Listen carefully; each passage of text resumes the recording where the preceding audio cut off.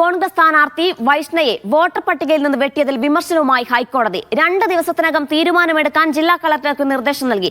24 വയസ്സ് മാത്രം പ്രായമുള്ള പെൺകുട്ടിയെ സാങ്കേതിക കാരണങ്ങളുടെ പേരിൽ മത്സരിപ്പിക്കാതിരിക്കരുതെന്നും കോടതി പറഞ്ഞു. സത്യം ജയിക്കുമെന്ന് വൈഷ്ണ പ്രതികരിച്ചു.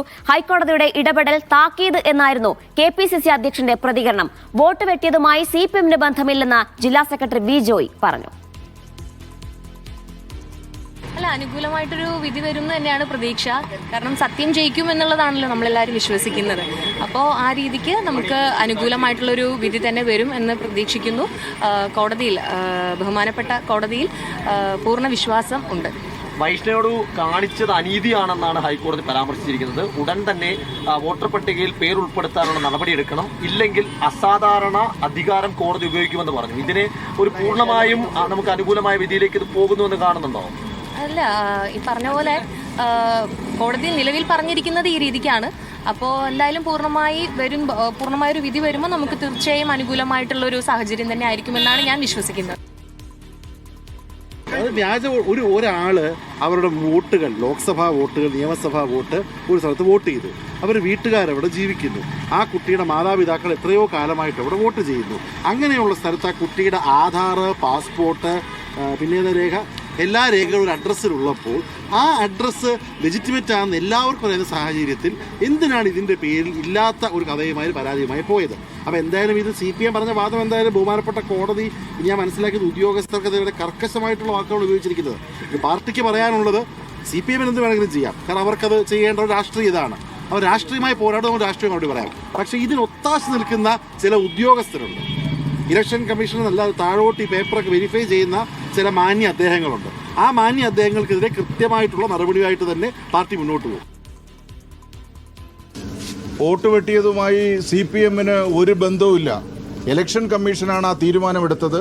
ആ ഇലക്ഷൻ കമ്മീഷൻ അതുമായി ബന്ധപ്പെട്ട വിവരങ്ങൾ കോടതി ചോദിച്ചാൽ കൊടുക്കണം, മറ്റാരെങ്കിലും ചോദിച്ചാൽ കൊടുക്കണം.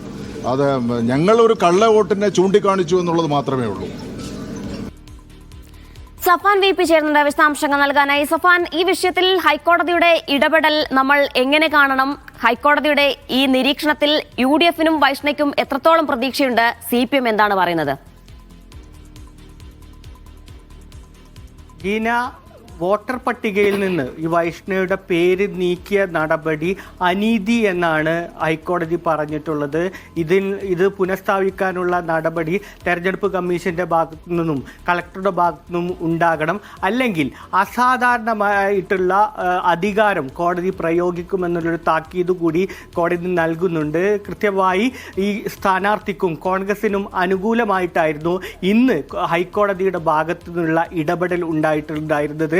24 വയസ്സുകാരിയായ ഒരു പെൺകുട്ടി ഇത്തരത്തിൽ മത്സരിക്കാൻ വരുമ്പോൾ അവരെ രാഷ്ട്രീയം പറഞ്ഞ്, സാങ്കേതികത്വം പറഞ്ഞ് ഈ തെരഞ്ഞെടുപ്പിൽ നിന്നും മാറ്റി നിർത്തുന്ന സമീപനം ഒരിക്കലും ശരിയല്ല.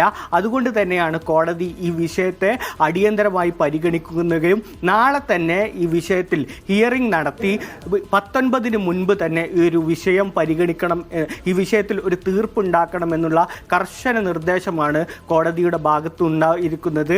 21 വരെയാണ് നാമനിർദ്ദേശ പത്രിക സമർപ്പിക്കാനുള്ള തീയതി എന്ന് പറയുന്നത്. സാങ്കേതികത്വത്തിൽ കുരുങ്ങിയത് കൊണ്ട്, ഈ വോട്ടർ പട്ടികയിൽ പേരില്ലാത്തത് കൊണ്ട് വൈഷ്ണയ്ക്ക് നാമനിർദ്ദേശ പത്രിക സമർപ്പിക്കാൻ കഴിഞ്ഞിട്ടില്ല. സംസ്ഥാന തലത്തിൽ തന്നെ ശ്രദ്ധിക്കപ്പെട്ട ഒരു സ്ഥാനാർത്ഥിയായിരുന്നു വൈഷ്ണവ.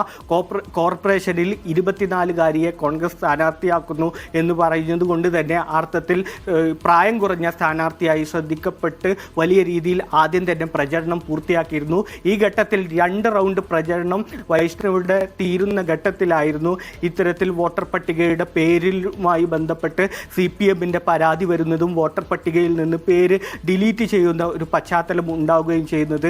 കോൺഗ്രസ് നേതൃത്വം എന്തായാലും ഈ വിഷയത്തെ വലിയ രീതിയിലാണ് സ്വാഗതം ചെയ്യുന്നത്. CPM-നേറ്റ ഒരു അടിയാണ്, അവരുടെ രാഷ്ട്രീയപരമായ ഇടപെടലിനേറ്റ അടിയാണ് ഈ ഭാഗത്ത് ഉണ്ടാകുന്നതെന്നാണ് രാഷ്ട്രീയ വിമർശനം പറയുന്നത്. അതേസമയം CPM ഇതിനെ പ്രതിരോധിക്കാൻ ചെയ്യുന്നത് ജില്ലയിലടക്കം 3000-ഓളം ഇത്തരത്തിൽ പരാതി CPM നൽകിയിരുന്നു. അത്തരത്തിലുള്ളൊരു പരാതി മാത്രമാണ് ഈ സ്ഥാനാർത്ഥിക്കെതിരെയും വൈഷ്ണവക്കെതിരെയും നൽകിയിട്ടെന്ന് എന്നുള്ളൊരു പ്രതിരോധമാണ് CPM-ന്റെ ഭാഗത്ത് ഉണ്ടാകുന്നത്. ഏതായാലും ഈ ഒരു വിഷയം വലിയ രീതിയിൽ ഈ വിഷയത്തിൽ ഹൈക്കോടതി ഇടപെടൽ പ്രതീക്ഷയോടെയാണ് കോൺഗ്രസും വൈഷ്ണവും കാണുന്നത്. വിശദാംശങ്ങളാണ് സഫാൻ VP നൽകിയത് തിരുവനന്തപുരത്ത് നിന്നും.